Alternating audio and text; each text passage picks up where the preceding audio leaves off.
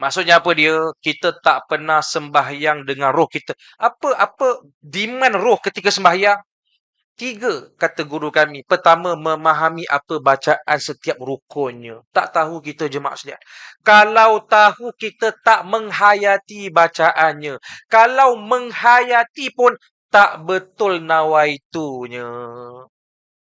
Bimbang satu je. Semua ibadah kita, satu pun tak pernah sampai ke destinasinya. Iaitu Allah Subhanahu Wa Taala.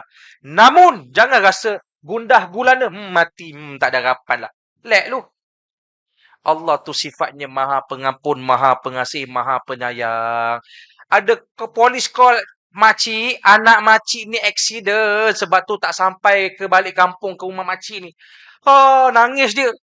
Contohnya gitulah. Maka, tak apalah, mak halalkan, mak maafkan. Nampaklah effort dia nak balik kampung tu. Nampak? Begitulah juga Allah tajalli sifat mak kita tu. Kan? Ampunkan dosa kita. Terima usaha kita tu. Begitu jugalah Allah Subhanahu Wa Taala. Atas rahmatnya. Allah nampak usaha kita tu. Nampak? Allah terima. Tak apa. Terima sahaja. Tapi tak seronok lah. Kan? Ibadah kita tu sekadar terima-terima macam tu saja. Kena ada daya usaha untuk kita pastikan kereta dan kita tu tidak ghaflah, lalai. Fokus betul niatnya. Akhirnya sampai benar-benar menuju kepada Allah. Itulah yang dikatakan siapa yang berjaya bawa dua-duanya sampai kepada Allah. Itulah namanya ma'rifatullah.